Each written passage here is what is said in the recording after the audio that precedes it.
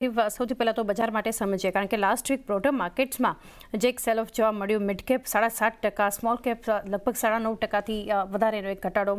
અને જે રીતે હમણાં હેમાંગજી પણ જણાવી રહ્યા હતા કે કારણો કરતાં હવે આગળ શું કરવું, કારણ કે એફઆઈએસ સેલિંગ જે છે કરન્સીમાં જે આપણને એક નરમાશ જોવા મળી, આ બધા કારણો ખબર છે. એફઆઈએસની સેલિંગ પણ આપણે જાણીએ છીએ, પરંતુ હવે આગળ શું કરવું જોઈએ? ગ્લોબલ અનસર્ટેનિટી છે, તો આ બધા વચ્ચે માર્કેટ આટલો ઘટાડો બતાવી રહ્યું છે. આજની પણ અગર શરૂઆત જોઈએ તો થોડી નરમાશ સાથેના જ આપણને સંકેતો બનતા દેખાડી રહ્યા છે. કઈ રીતે તમે વ્યૂ રાખી રહ્યા છો પાર્થિવ હવે બજાર માટે આગળ? Very good morning. See I think ઇન્વેસ્ટર્સે સ્પેશિયલી લોંગ ટર્મ ઇન્વેસ્ટર્સે સૌથી પહેલા એક જ ક્વેશ્ચન પોતાની જાતને પૂછવું જોઈએ કે is this the first time કે after a stupendous 2-3 years of market rally આ પ્રમાણનું correction mid cap, small cap અને ફ્રન્ટલાઇન લાર્જ કેપ્સમાં આવ્યું છે? Answer is no. આપણે પાસ્ટમાં હિસ્ટોરિકલી ઘણીવાર જોયું છે કે 15% જેવું drawdown in the mid cap small cap indices અને ત્યારબાદ જે સ્ટોક્સમાં જે ધુમાણ થાય છે somewhere around 20-30% has been part and parcel of this market over the last 10, 15, 20 years.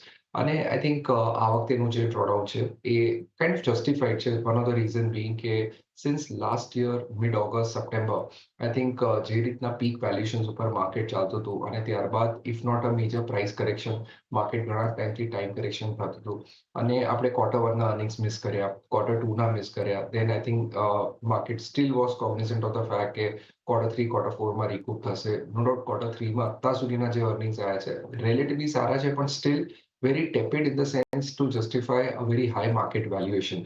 એટલે market has corrected on that regards અને overall I think definitely FPI નું જે સેલિંગ પ્રેશર રહ્યું છે એ આગળ જતા અમારું માનવું છે કે કન્ટિન્યુડ રહેશે.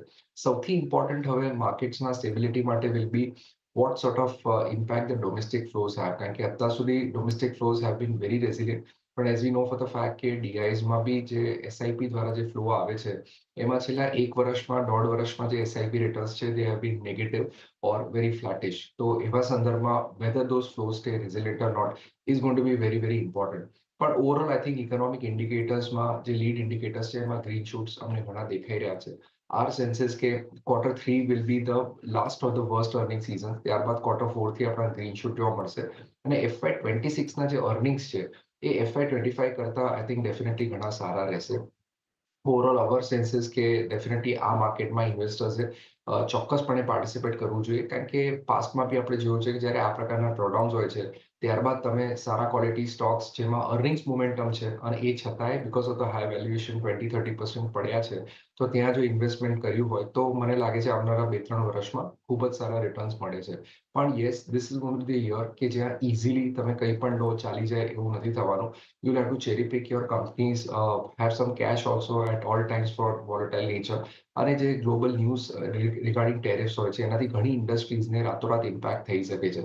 સો one will have to be careful અને અવર સેન્સીસ કે I think investors are better off going with companies જ્યાં રેઝિલિયન્ટ બિઝનેસ મોડલ હોય, રેઝિલિયન્ટ બેલેન્સ શીટ હોય, most importantly very good management કે જે આ પ્રકારના ક્રાઇસિસને મિટિગેટ કરવામાં સક્ષમ હોય.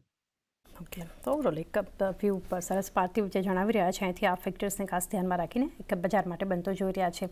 કિરણ, ચાર્ટ સેટઅપ થોડા અને લેવલ્સ જાણીએ. રાધર નિફ્ટી બેંકમાં જે 0.5% આસપાસનું શુક્રવારનું સ્પોટમાં ક્લોઝિંગ છે. મિડ કેપ, સ્મોલ કેપ તો અત્યાર સુધીમાં અગર YTD જોઈએ તો 19% નેગેટિવ મિડ કેપ છે, 22% નેગેટિવ સ્મોલ કેપ ઇન્ડેક્સ છે.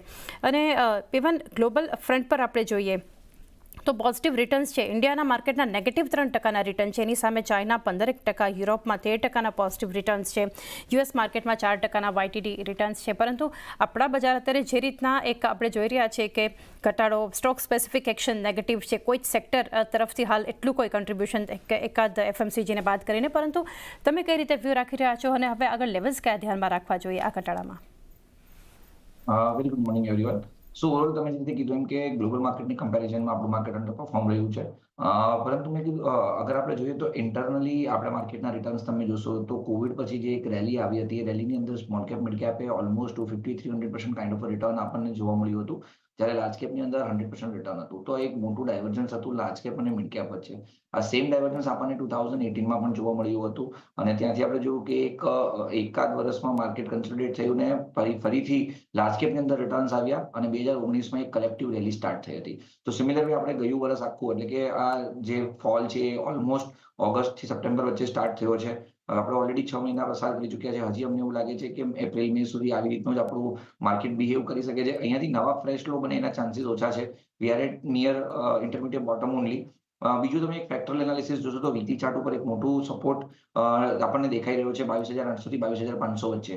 તો આ એક લેવલ જે છે ત્યાં એક્યુમ્યુલેશન ઝોન ડેફિનેટલી આપણે કહી શકીએ છીએ. ફ્રાઈડેના સેશનમાં પણ આપણે વાત કરી હતી કે 22,700 22,800 વચ્ચે એક્યુમ્યુલેટ કરો, 22,500 ની નીચેનો તમે સ્ટોપ લોસ મેન્ટેન કરો, અને જે રીતના ચાર્ટ પેટર્ન છે ડેફિનેટલી ફેબ્રુઆરી એક્સપાયરીની અગર આપણે વાત કરીએ તો 23,500 23,700 વચ્ચે એક્સપાયરી આવવી જોઈએ. અને ઓવરઓલ અગર તમે અહીંયાથી એપ્રિલ મે મહિના સુધીનું એક્યુમ્યુલેશન કરી શકતા હો તો મારા હિસાબથી ઇન્વેસ્ટમેન્ટ પોઈન્ટ ઓફ વ્યૂ જોવું જોઈએ. એક ફ્રેશ રેલી આપણને એપ્રિલ મે મહિના પછી સ્ટાર્ટ થતી માર્કેટની અંદર જોવા મળી શકે છે. જે રીતે નિફ્ટીમાં આપણે 22,500નો એક સ્ટ્રોંગ સપોર્ટ જોઈ રહ્યા છીએ, એવી રીતે બેંક નિફ્ટીની અંદર 48,000નો એક સ્ટ્રોંગ સપોર્ટ છે. જો 48,000 બ્રેક નહીં થશે તો અમને એવું લાગે છે કે એક સારી એવી રિકવરી આવી શકશે. આપણે જોયું હતું કે પાછલા સમયમાં 48,000 48,200 એક ક્લસ્ટર રેઝિસ્ટન્સ હતું. ઇલેક્શન રિઝલ્ટ એટલે કે લોકસભાના ઇલેક્શન રિઝલ્ટ પછી રેઝિસ્ટન્સ ક્રોસ થઈને માર્કેટે ઉપર 54,000 સુધીના અપસ્વિંગ પણ જોવા મળ્યા છે. તો જ્યાં સુધી 48,000નું લેવલ બ્રેક નહીં થાય ત્યાં સુધી ઘટાડે બાય કરી શકો છો. ટ્રેડિંગના હિસાબથી તમે 48,800 થી 49,000 વચ્ચેનું એક્યુમ્યુલેશન કરો. 48,000ની નીચેનો તમે સ્ટોપ લોસ મેન્ટેન કરો. એક્સપાયરી પોઈન્ટ ઓફ વ્યૂ તમે 50,600 થી 51,000નો ટાર્ગેટ, અને એ ઉપરાંત તમે જો 50,700ની ઉપર માર્કેટ સસ્ટેન થાય છે તો 51,700 સુધીના ટાર્ગેટ પણ આવી શકે છે. તો ઓવરઓલ માર્કેટ સ્ટ્રોંગ છે. મારા હિસાબથી લોંગ રહેવું જોઈએ. Okay, hopefully